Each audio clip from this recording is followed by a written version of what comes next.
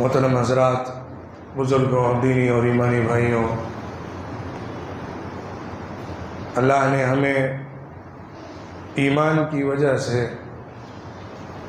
इबादत करने और इबादत के ज़रिए अल्लाह के करीब होने का जो बेहतरीन रास्ता दिया हुआ है, उस पर जितना ज़्यादा हम ज़िंदगी को सुधारेंगे, जितना ज़्यादा अपनी ज़िंदगी के अंदर उस मकसद को पूरा करेंगे जो हमारे सामने है, उतना ही ज़्यादा हम आखिरत में कामयाब होंगे और दुनिया की ज़िंदगी को बेहतर बना सकेंगे। अल्लाह ने हम पर कुछ आमाल फ़र्ज़ फरमाए हैं जिनका पूरा करना ज़रूरी है, और उसमें कोताही अल्लाह की तरफ से सज़ा का सबब बनती है। लेकिन उसके साथ साथ अल्लाह ने ऐसे आमाल भी बताए हैं कि जिनके ज़रिए से हम अल्लाह के करीब हो सकते हैं। जो कुछ कोताही और कमी हमारी इबादतों में रह जाती है, उसको पूरा कर सकते हैं और जन्नत में बुलंद मकामात को हासिल कर सकते हैं। इस हकीकत को अल्लाह के रसूल सल्लल्लाहु अलैहि वसल्लम ने एक हदीस में इस तरह बयान फरमाया, मन आद ली वलियन फ़क़द आज़नतुहु बिल हर्ब, जो मेरे वली से लड़ाई करता है, दुश्मनी करता है, तो मैं उससे जंग का ऐलान करता हूँ। वमा तक़र्रब इलैया अब्दुन बिशैइन अहब्ब इलैया मिम्मा इफ्तरज़तु अलैहि, और बंदा मुझसे किसी चीज़ से करीब होने में जो मैंने फ़र्ज़ किया है उसके ऊपर, उससे ज़्यादा किसी और चीज़ से करीब नहीं होता है। मेरा बंदा मुझसे सबसे ज़्यादा करीब जिस चीज़ से होता है वो फ़राइज़ है जो मैंने फ़र्ज़ किए हैं। वमा यज़ालु अब्दी यतक़र्रबु इलैया बिन्नवाफ़िल हत्ता उहिब्बहु, और बंदा मुझसे बराबर करीब होता चला जाता है नफ़ल आमाल के ज़रिए से, नफली इबादतों के ज़रिए से, यहाँ तक कि मैं उससे मोहब्बत करने लगता हूँ। फ़इज़ा अहबब्तुहु कुन्तु समअहु अल्लज़ी यस्मअु बिही व बसरहु अल्लज़ी युबसिरु बिही व यदहु अल्लती यब्तिशु बिहा व रिजलहु अल्लती यमशी बिहा। जब मैं बंदे से मोहब्बत करता हूँ तो उसका कान बन जाता हूँ जिससे वो सुनता है, उसकी निगाह बन जाता हूँ जिससे वो देखता है, उसका हाथ बन जाता हूँ जिससे वो पकड़ता है, उसका पैर बन जाता हूँ जिससे वो चलता है। फिर जब मुझसे मदद मांगता है मदद करता हूँ, और जब पनाह चाहता है तो मैं उसे पनाह देता हूँ। फ़र्ज़ आमाल बहुत मुख्तसर हैं और गिने चुने हैं और बहुत हल्के फुल्के हैं, बहुत भारी नहीं हैं, बहुत ज़्यादा नहीं हैं। अल्लाह रब्बुल इज़्ज़त ने फ़राइज़ में अगर देखा जाए इबादात के अंदर, तो रोज़मर्रा की ज़िंदगी में हमारे ऊपर 5 वक्त की नमाज़ों का मुतालबा रखा है। साल भर में हमसे 1 महीने के लिए रोज़ा रखने का तकाज़ा किया है। साल भर में अपने माल के अंदर जो हम बचा कर जमा करके रखते हैं उसमें से 2.5% देने का हुक्म दिया है, और पूरी ज़िंदगी में एक दफ़ा अल्लाह के लिए उसके घर बैतुल्लाह शरीफ और मिना और आरफा में जाकर हज की अदायगी का हुक्म दिया है।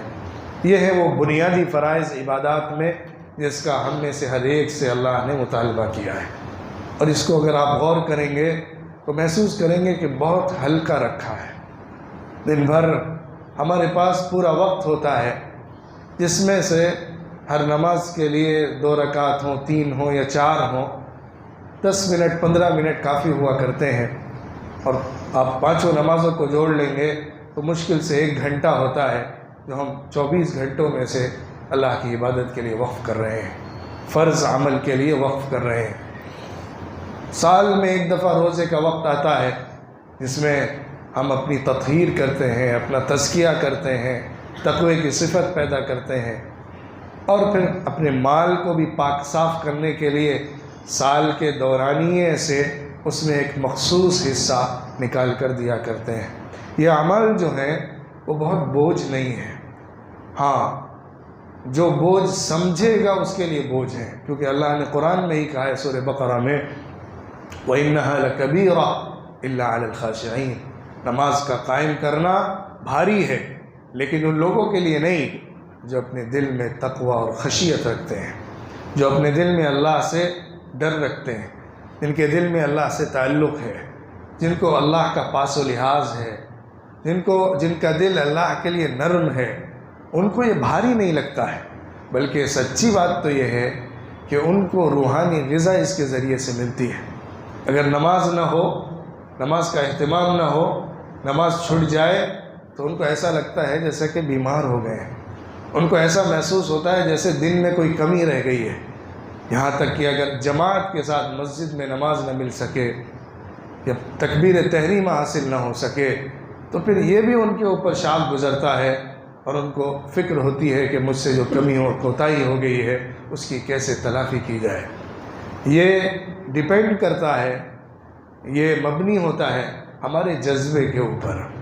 वाक़या ये है, सच्चाई ये है, अगर आप काउंट करेंगे, अगर आप हिसाब किताब में जोड़ेंगे तो फिर आमाल जो फ़राइज़ के हैं वो बहुत महदूद और बहुत मुख्तसर हैं, लेकिन वो भी भारी हो जाते हैं उन लोगों के लिए कि जिनके अंदर जज्बा नहीं होता। जाहिर है जिसको प्यास ही नहीं है उसको एक घूंट भी पीने का दिल नहीं करता है, और जिसको प्यास होती है उसको पूरा पूरा मग भी छोटा लगता है। प्यास की बात है। इस हकीकत को अल्लाह के रसूल सल्लल्लाहु अलैहि वसल्लम ने हदीसों में जो बयान किया है उसको हलावतुल ईमान से ताबीर किया है। ईमान की लज्जत, ईमान का टेस्ट, इबादत का मज़ा, अल्लाह से मुनाजात का चस्का, जिसको ये मज़ा मिल जाता है और जिसको अल्लाह से ताल्लुक़ और अल्लाह से मोहब्बत का जज्बा बेदार हो जाता है जिसके अंदर, फिर उसके लिए सिर्फ़ फ़राइज़ ही नहीं बल्कि उससे बढ़कर करना आसान हो जाता है। अब फ़राइज़ के बाद जो फ़राइज़ हैं उसमें तो अदना दर्जे में भी कोताही माफ़ नहीं है, उसमें ज़रा भी कमी अल्लाह की तरफ से माफ़ नहीं होती है, इल्ला है कि आदमी तौबा करे और अल्लाह अपने फ़ज़ल से माफ़ कर दे। वरना एक नमाज भी अगर किसी के ज़िम्मे में बाकी है तो कल उसको उसका हिसाब देना है, और ये तन्हा काफ़ी है इंसान को जहन्नम तक पहुँचाने के लिए, क्योंकि उसने एक फ़र्ज़ तर्क कर दिया है। जिसने अपने माल में ज़कात 2.5 के बजाय सिर्फ 2% दे दी है, सिर्फ 0.5% बचा हुआ है और वो दुनिया से इसी हाल में चला गया, ज़कात पूरी नहीं दी है, कल ये माल उसके लिए अज़ाब का ज़रिया बनने वाला है।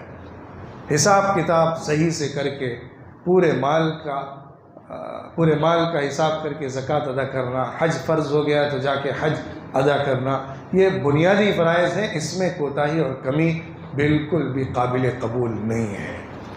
लेकिन जो बात आज की गुफ्तगू में असल आने की है वो ये कि फ़राइज़ से हट कर जो नवाफिल इबादत होती हैं, जो नफ़ल इबादतें होती हैं, उसकी बड़ी अहमियत है, उसकी बड़ी कदर व कीमत है, उसका हमारी ज़िंदगी पर बड़ा असर है, उसका हमारे हिसाब किताब में बड़ा दखल है, और जन्नत में बुलंद मकामात पाने के लिए वो बहुत ज़रूरी हिस्सा है।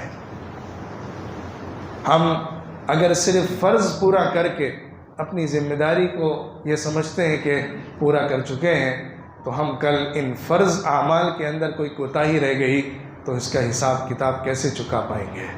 हाँ, अगर नफ़ल इबादतें होंगी तो इसमें कुछ कमी बेशी रह जाएगी तो उसकी तलाफ़ी उससे हो जाएगी। मसलन अल्लाह रब्बुल इज़्ज़त ने हिसाब किताब लेने में हमसे 5 नमाज़ों का हिसाब लिया दिन भर की, जो हमारी पूरी ज़िंदगी में आती हैं। हम हर नमाज का कैसे अल्लाह के सामने इस तरह से हिसाब दे सकते हैं कि मैंने उसको पूरे हक़ के साथ अदा किया है। कभी खशियत नहीं होती है, कभी अल्लाह से ताल्लुक़ में कमी होती है, कभी दिल इधर उधर घूम रहा होता है, कभी क़ज़ा कर दी जाती है, कभी जमात तर्क हो जाती है, कभी एहतिमाम के साथ मस्जिद में नमाज अदा करने का अमल नहीं हो पाता है।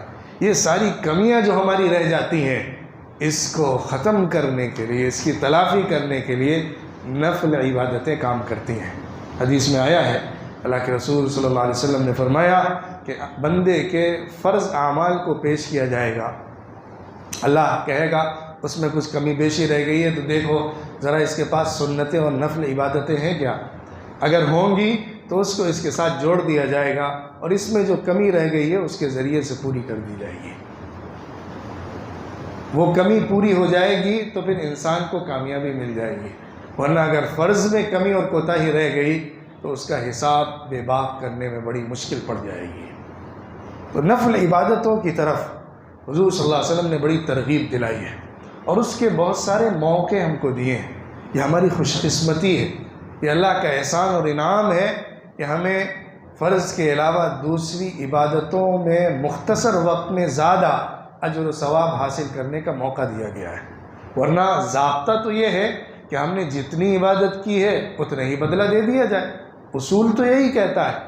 लेकिन अल्लाह का ये ख़ास इनाम और फ़ज़ल है इस उम्मत के साथ कि अल्लाह इस उम्मत के लिए उसके अमल पर बढ़ा कर ही देता है। ये अल्लाह का कतई फ़ैसला है। एक हदीस में अल्लाह के रसूल सल्लल्लाहु अलैहि वसल्लम ने फरमाया कि बंदा, अल्लाह रब्बुल इज़्ज़त ने नेकियां और बुराइयां लिखी हुई हैं बंदे के लिए। जब कोई बंदा किसी नेकी का इरादा करता है लेकिन वो नेकी कर नहीं पाता, कोई उज़्र पेश आ जाता है या कोई वजह हो जाती है, वो नेकी नहीं करता लेकिन उसने इरादा किया था, अल्लाह उसके लिए एक मुकम्मल नेकी लिखता है। और अगर उसने नेकी का इरादा किया और फिर नेकी कर ली तो अल्लाह रब्बुल इज़्ज़त 10 नेकियां मिनिमम लिखता है और 700 तक या उससे ज़्यादा बढ़ाता भी है। और अगर किसी बंदे ने किसी गुनाह का, बुराई का इरादा किया लेकिन वो रुक गया, सिर्फ इरादा करके उसने बुराई की तरफ कदम नहीं बढ़ाया और अपनी बुराई को सिर्फ इरादे पर ही रोक कर ख़त्म कर दिया, तो अल्लाह इस पर उसके लिए एक मुकम्मल नेकी लिखता है। क्योंकि उसने गुनाह का इरादा किया था लेकिन गुनाह किया नहीं, ये भी नेकी का काम है, अल्लाह इस पर एक नेकी लिखता है। और अगर गुनाह का इरादा किया और गुनाह कर लिया तो अल्लाह एक गुनाह लिखता है। गुनाह में अल्लाह मल्टीप्लाई नहीं करता है लेकिन नेकी में अल्लाह मल्टीप्लाई करता है। ये अल्लाह का खुसूसी इनाम है।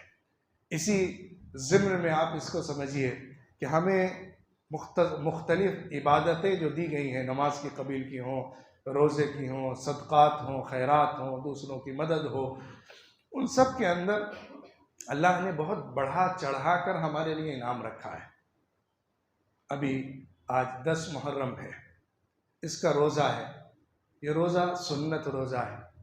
रसूलुल्लाह सल्लल्लाहु अलैहि वसल्लम ने इसका मुसलसल एहतिमाम फरमाया है। इस रोज़े के ज़रिए से अल्लाह रब्बुल इज़्ज़त की तरफ से एक साल के गुनाह माफ़ कर दिए जाते हैं। तो एक दिन की इबादत से एक दिन का सवाब मिले लेकिन पूरे साल के गुनाहों का कफ़ारा हो रहा है, ये अल्लाह की तरफ से खुसूसी इनाम है। ये अल्लाह का खुसूसी फ़ज़ल है कि मुख्तसर वक्त में थोड़े अमल पर ज़्यादा देने का फ़ॉर्मूला दिया है। चाश की नमाज होती है, इशराक़ की नमाज होती है, जो उसका एहतमाम करेगा अल्लाह के रसूल सल्लल्लाहु अलैहि वसल्लम ने उसके लिए जन्नत में घर का वादा फरमाया है। सुबहानल्लाह, अल्हम्दुलिल्लाह जो पढ़ता है जन्नत में उसके लिए पेड़ उगा दिए जाते हैं। जो आदमी सुबहानल्लाह बोलता है तो पूरे मीज़ान को ये कलिमा भर देता है। जो सुबहानल्लाह और अल्हम्दुलिल्लाह अपनी ज़ुबान से अदा करता है तो आसमान और ज़मीन के दरमियान जो कुछ खला है वो सब नूर के ज़रिए से भर जाता है। ये इतने बड़े बड़े इनामात या छोटे अमल पर इतने बड़े अल्लाह की तरफ से बदले जो दिए जा रहे हैं वो इसीलिए हैं कि तुम अपने खाते में ज़्यादा से ज़्यादा नेकियां भर लो, क्योंकि कल नेकियों के ऊपर ये हिसाब किताब होना है।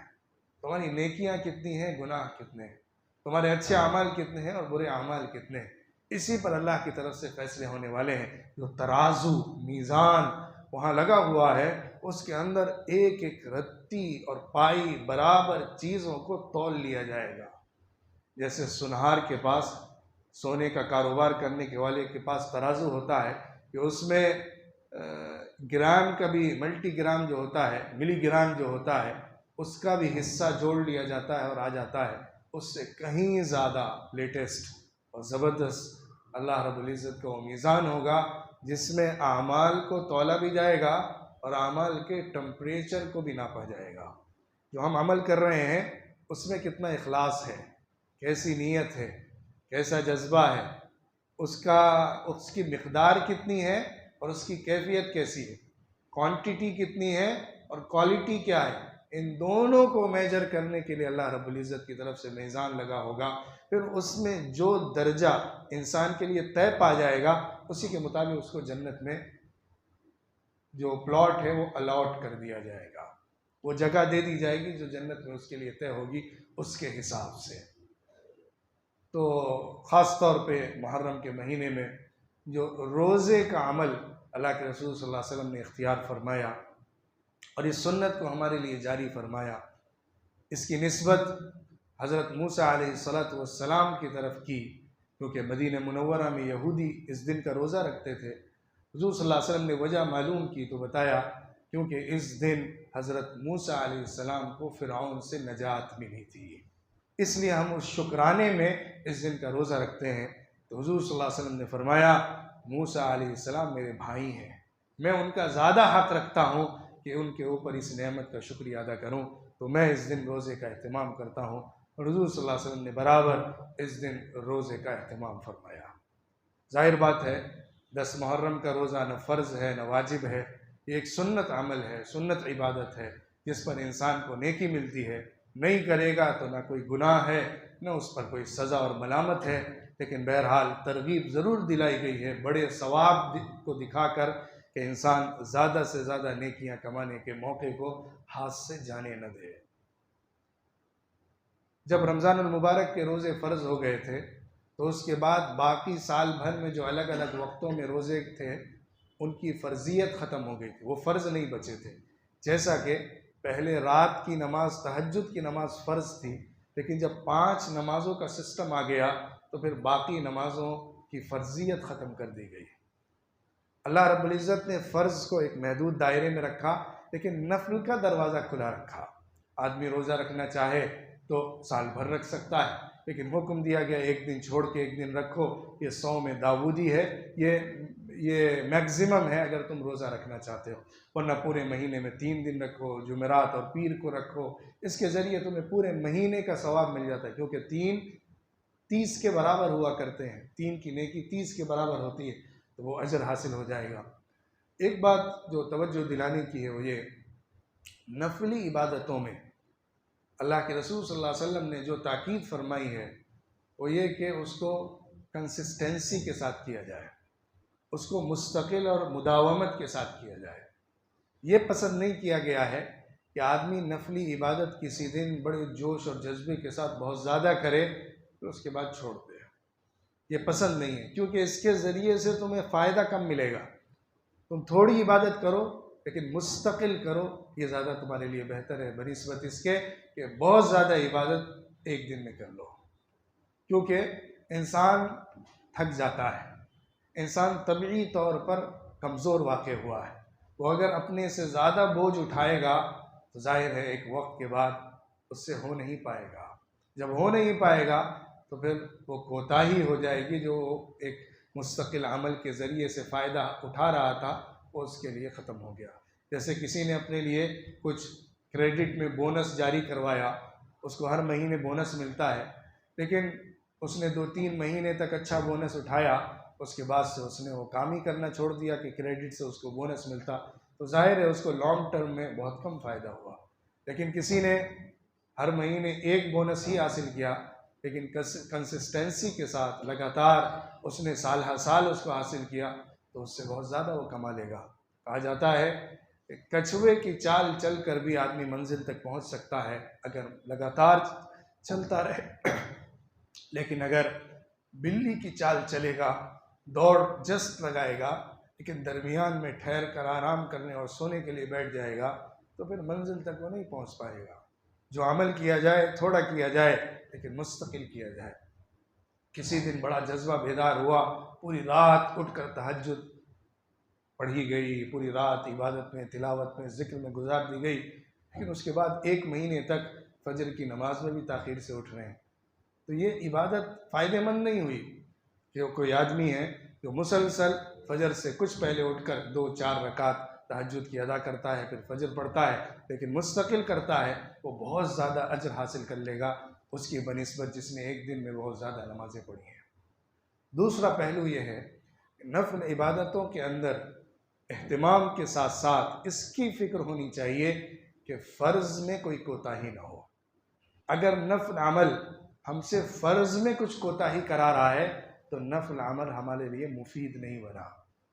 अगर आदमी नफली रोज़ा रख रहा है लेकिन नफली रोज़ा रखकर नमाज छोड़ रहा है, नफली रोज़ा तो रख लिया लेकिन नमाज का एहतमाम नहीं कर रहा है, या कम से कम जमात का एहतमाम नहीं कर रहा है, क्योंकि जमात भी एक बड़ा मुअक्कद हुक्म है, तो फिर उसके लिए फ़ायदा अगर जो हासिल होने वाला था रोज़े के ज़रिए से वो उसके फ़र्ज़ में कोताही की वजह से नुकसानदेह बन गया। अगर न रखता और नमाज पाबंदी से एहतमाम से जमात के साथ पढ़ता तो उसको ज़्यादा फ़ायदा मिलता। इल्ला है कि कोई मजबूरी हो, उज़्र हो, बारिश हो, बीमारी हो, जो उज़्र होते हैं वो माफ़ होते हैं, बिना उज़्र के कोताही करना काबिल मुआख़ज़ा होता है। बात जो मैं कह रहा हूँ ये कि हम नफल का एहतमाम ज़रूर करें लेकिन फ़र्ज़ में ज़र्रा बराबर कोताही किए बिना, क्योंकि फ़र्ज़ में अगर कोताही हो जाएगी तो फिर नफल हमारी कबूल नहीं होती है। तीसरी बात यह है, नफल अमल जो किए जाते हैं उसके अंदर इस बात का एहतमाम होना चाहिए कि वो सुन्नत के ताबे हों। कोई नफल अमल हम अपने मन से ईजाद करके नहीं कर सकते, क्योंकि इबादतों के अंदर अपनी मनमानी नहीं चलती है। इबादतों में रसूल सल्लल्लाहु अलैहि वसल्लम की इत्तिबा ज़रूरी होती है। जो रसूलुल्लाह सल्लल्लाहु अलैहि वसल्लम ने करके बताया है या जो गाइडलाइंस दी हैं उसी को फॉलो करना ज़रूरी है। मिसाल के तौर पर अगर हमारा मन करता है कि हम रोज़े का एहतमाम सिर्फ जुमे के दिन करेंगे, बाकी दिनों में नहीं करेंगे, रसूलुल्लाह सल्लल्लाहु अलैहि वसल्लम ने इसको पसंद नहीं किया है, मना किया है कि तुम सिर्फ जुमे को रोज़ा ना रखा करो, रोज़ा रखना है तो जुमेरात को रखो, वो सुन्नत है ज़्यादा। तो हम अपने मन से जुमे के दिन अफजल समझ के, जुमे के दिन क्योंकि बहुत अफजल है इसलिए उसी दिन ही रोज़ा रखेंगे, जुमेरात और पीर को नहीं रखेंगे, तो हम सुन्नत को छोड़ रहे हैं। हम अपने मन से इबादत जो कर रहे हैं अपनी अकल से, वो सही नहीं कर रहे हैं, क्योंकि इबादत के अंदर रसूलुल्लाह सल्लल्लाहु अलैहि वसल्लम को फॉलो करना ज़रूरी है। उन्होंने जो हमको बताया है उसी के मुताबिक करना ज़रूरी है।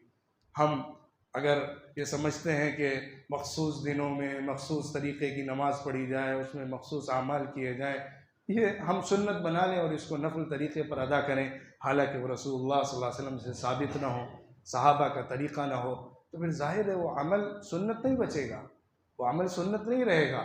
हाँ, जिस अमल की असल मौजूद होती है, जो अमल अपनी बुनियाद में, फाउंडेशन में मौजूद है, उसके मुताबिक अमल किया जा सकता है। मिसाल के तौर पे हमें वक्त मिला है कि हम ज़ोहर से असर के दरमियान 4 रकात नमाज़ पढ़ लेते हैं, क्योंकि मेरे पास फ्री टाइम होता है, काम करने के बाद मैं आता हूँ तो मुझे टाइम मिल जाता है। ज़ोहर से और असर के बीच में मिसाल के तौर पे रोज़ाना 3 बजे मुझे टाइम मिल जाता है कि मैं आकर 4 रकात पढ़ लिया करूँ।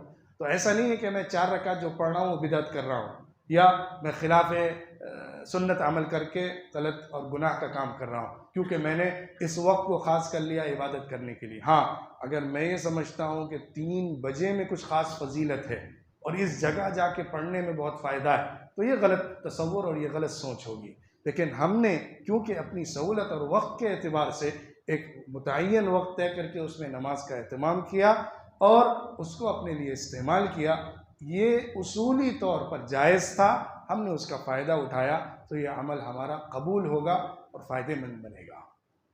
खुलासा ये है बात का कि हम जो भी इबादत नफली कर रहे हों, सुन्नत कर रहे हों, इबादत के कबील से जो काम कर रहे हों, उसमें ये फ़िक्र करें कि रसूलुल्लाह सल्लल्लाहु अलैहि वसल्लम ने क्या बताया है, सहाबा का तरीक़ा क्या है, उसको फॉलो करेंगे तो फिर हमारा वो अमल काबिल सवाब होगा और लायक अजर होगा और आखिरत में अल्लाह की तरफ से इनामात का ज़रिया बनेगा। चौथी बात यह है, नफली इबादतों में इसका एहतमाम होना चाहिए कि हम नफली इबादतें जो अदा कर रहे हैं उसकी वजह से ऐसा तो नहीं है कि समाजी हुकूक में कोताही कर रहे हैं, इसकी फ़िक्र भी होनी चाहिए। कुछ लोग होते हैं कि उनमें बड़ा जज्बा होता है कि हम नफली आमाल को बड़ी कसरत के साथ करेंगे, लेकिन उसके नतीजे में अपने घर वालों के हुकूक में कमी कर देते हैं, उसके नतीजे में अपनी बीवी बच्चों के फ़राइज़ जो हैं इंसान के ऊपर, उसमें कुछ कोताही हो जाती है।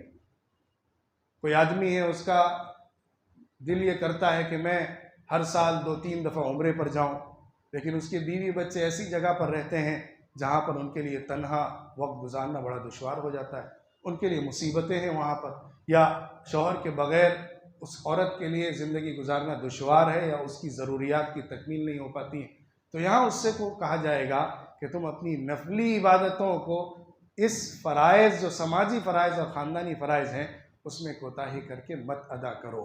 हाँ, अगर सब चीज़ें अपने निज़ाम के साथ हैं, कोई दुश्वारी और परेशानी नहीं है और फ़राइज़ पूरी तरीके पर अदा हो रहे हैं, तो ज़ाहिर है इस अमल में फ़ायदा ही फ़ायदा है सबके लिए। लेकिन अगर कोताही हो रही है समाजी हुकूक में, ख़ानदानी फ़राइज़ में, माली ज़िम्मेदारियों में, तो इंसान को उस कोताही का जवाब देना पड़ेगा, इंसान को अल्लाह के सामने उसका हिसाब किताब देना पड़ेगा।